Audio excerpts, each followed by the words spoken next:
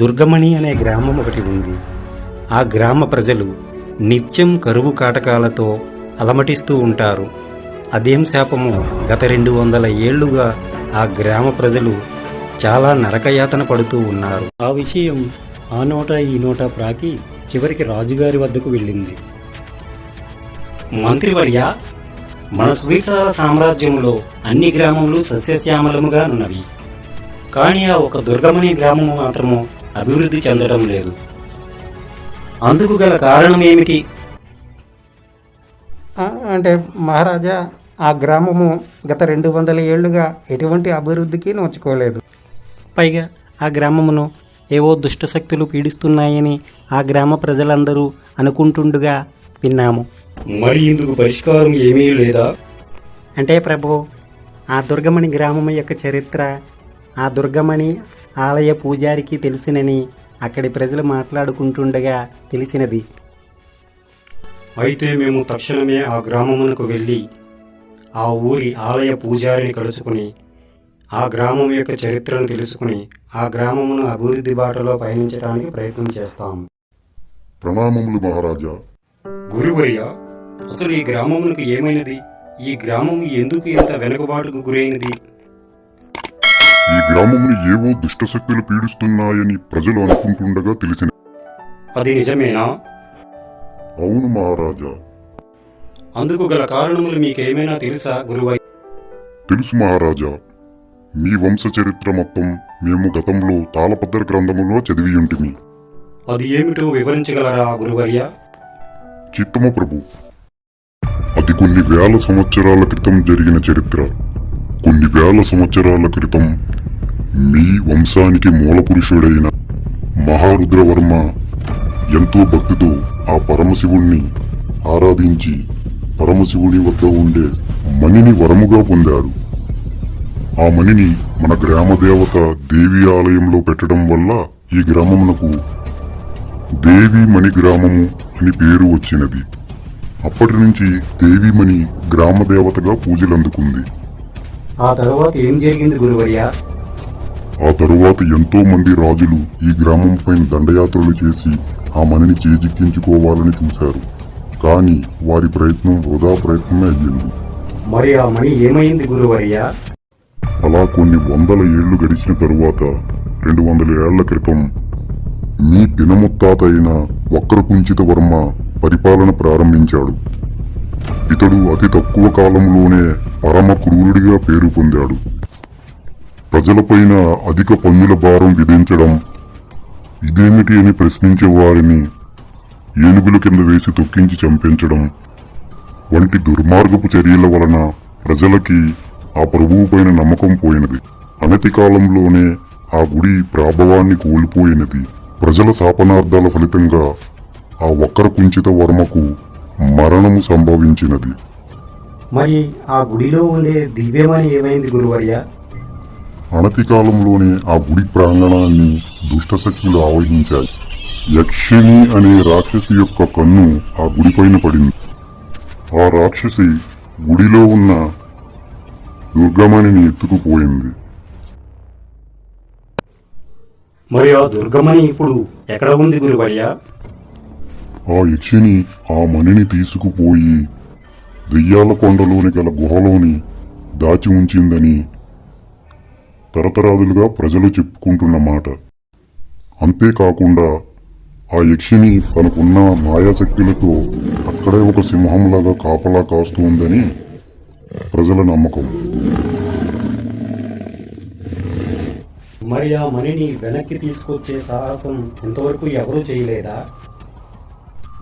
అయితే ఆ మణిని వెనక్కి తిరిగి తీసుకురావటానికి తక్షణమే దాని గురించి ఒక యోచన చేయాలి. ఇక నాకు సెలవు ఇప్పించండి గురువర్య. ధన్యుడును ప్రభు. రాజుగారు అమాత్యులందరినీ సమావేశపరిచి దుర్గామణిని సాధించి తెచ్చిన యువకుడికి 1000 వరహాలు బహుమతిగా ఇవ్వమని, అందుకు అమాత్యుల వారిని నియమించి అమాత్యుల వారికి 2 భటులను సహాయకులుగా అప్పగించి గ్రామాలు తిరిగి దండోరా వేయించి ఎవరైతే యువకులు ఆ దుర్గామణిని తీసుకువస్తారో వారికి 1000 వరహాలు బహుమతిగా ఇవ్వబడును అని ప్రకటించడం జరిగింది. ఇది విన్న గ్రామ ప్రజలు ఆశ్చర్యానికి లోనై ఒకరి ముఖాలు ఒకరు చూసుకుంటారు. మంత్రివర్య, గ్రామాలు తిరిగి దండోర వేయించడం జరిగింది కావున గ్రామాలన్నింటి నుంచి ఔత్సాహికులైన యువకులు ముందుకు వస్తారు. అలా వచ్చే యువకులను మీరు అడ్డగించకుండా నన్ను కలుసుకునే ఏర్పాటు చేయండి. చిత్తం మహారాజా. రండి యువకులారా. రాజుగారికి ప్రణామాలు. ప్రణామము మహారాజా. వీరులారా, మీరు ఎలాగైనా ఆ మణిని సాధించి తేవలను. ఆ మణికి సంబంధించిన వివరములను మన ద్వారపాలకుల వారు మీకు వివరిస్తారు. కానీ ఈ సాహసము ప్రమాదముతో కూడుకున్నది సుమా. అయినను యుక్తితో ముందుకు వెళితే మీరు సాధించగలరు. మీ నామధేయములు? మహారాజా, నా పేరు జగ్గు. మీరు 1000 వరహాలు సిద్ధం చేయండి. నేను వెళ్ళి ఆ మనిని చిటికలో తెచ్చేస్తాను. ఇలాంటి సాహసాలు నాకు మంచినీళ్ళు తాగినంత సులువు. మీరు తడిగొట్టేసుకుని పడుకోవచ్చు. మహారాజా, నా పేరు రాము. మీరు దిగులు చెందకండి మహారాజా. ఆ దుర్గమణిని ఎలాగైనా నేను సాధిస్తాను. మన గ్రామ ప్రజల ముఖములో చిరునవ్వులు చిందించడమే నా ధ్యేయం. అందుకోసం నేను ఎంతటి సాహసానికైనా సిద్ధపడతాను. మీరు నిశ్చింతగా ఉండండి మహారాజా. నేను ద్వారపాలకులను కలుస్తాను మహారాజా. విజయోస్తు వీరులారా. చూడండి వీరులారా, ఈ సాహసం మీరు అనుకుంటున్నంత సులువైనది కాదు. అలాగని మీరు చేయలేనంత కష్టమైనది కాదు. మీరు యుక్తితో సాధించగలరు. ఓసోస్, ఇలాంటివన్నీ మేము పాతాళ భైరవి సినిమాలను చూసాం. సోదాపి విషయానికి రా. చూడండి యువకులారా, మీరు వెళ్ళే సాహసం దారి మధ్యలో ముందుగా మీకు ఒక నది వస్తుంది. ఆ నదిలో భయంకరమైన ముసళ్ళు ఉంటాయి. వాటితో అవసరమైతే మీరు పోరాడాల్సి ఉంటుంది. ఆ నదిని ఎలాగైనా దాటాలి. నదిని దాటిన తర్వాత కొంత దూరం ముందుకు వెళ్తే అక్కడ మీకు ఒక పర్వతం కనిపిస్తుంది. అదే దెయ్యాల కొండ. ఆ దెయ్యాల కొండ దగ్గర ఆ యక్షిణి అనే రాక్షసి సింహం రూపంలో మారి అక్కడ కాపలా కాస్తుందని చరిత్రకారులు చెబుతున్నారు. ఆ సింహాన్ని వధించి మీరు ఆ దుర్గమణిని సాధించాలి.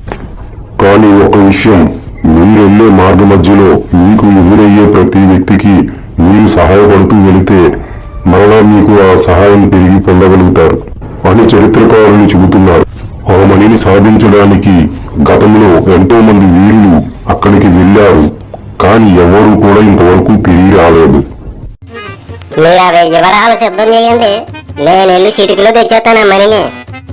మీరు చింతించకండి ద్వారపాలక. ఆ మణిని ఎలాగైనా సాధించి మన గ్రామ ప్రజల ముఖములో చిరునవ్వులు చూడడమే నా ధ్యేయం. ఇలా మేము వెళ్ళి వస్తాం. విజయోస్తు వీరులారా.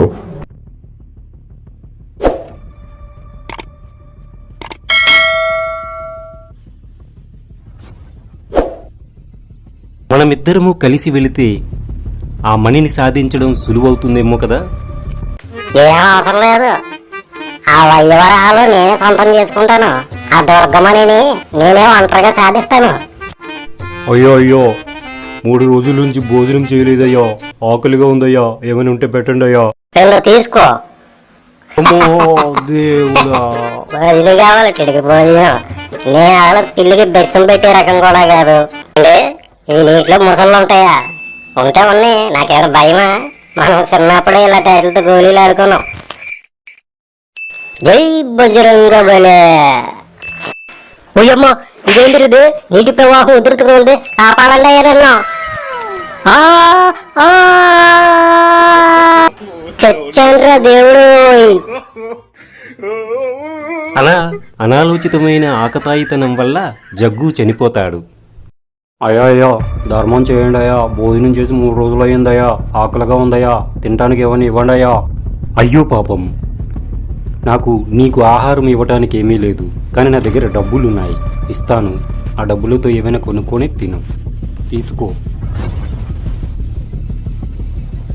ఆగునాయనా. ఆంజనేయ, కరుణించారా స్వామి? చూడు నాయనా, నీవు వెళ్ళే మార్గం సామాన్యమైనది కాదు. అందుకే ఎన్నో అవరోధాలు ఎదురవుతాయి. వాటిని అధిగమించడానికి ముందుగా నువ్వు నది దాటుతావు. ఆ నది దాటడానికి ఒక పడవను అక్కడ ఏర్పాటు చేస్తాను. నువ్వు ఆ పడవలో సునాయాసంగా ఒడ్డుకు చేరుకోవచ్చు. అటులని నీవు సింహముతో తలపడినప్పుడు ఒక ఖడ్గమును బహుమతిగా ఇచ్చాను. అప్పటికీ నీవు జయించలేకపోయినచు నా పేరు తలుచుకో, నీకు విజయం సత్యం. ధన్యుడుని స్వామి.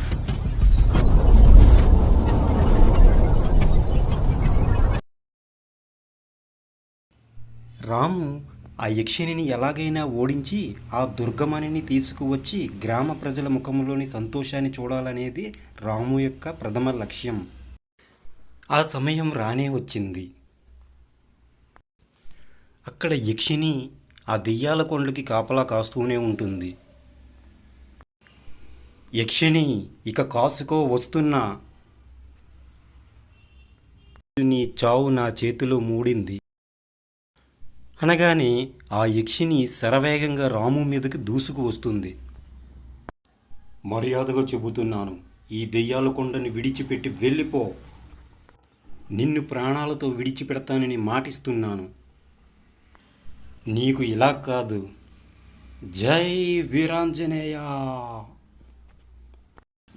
జై వీరాంజనేయ అని రాము ఆంజనేయ స్వామిని తలుచుకోగానే ఆ యక్షిని భయంతో ఆ దెయ్యాల కొండను వదిలి పారిపోతుంది. వెంటనే రాము ఇక ఏమాత్రం ఆలస్యం చేయకుండా ఆ దెయ్యాల కొండలోనికి ప్రవేశిస్తాడు.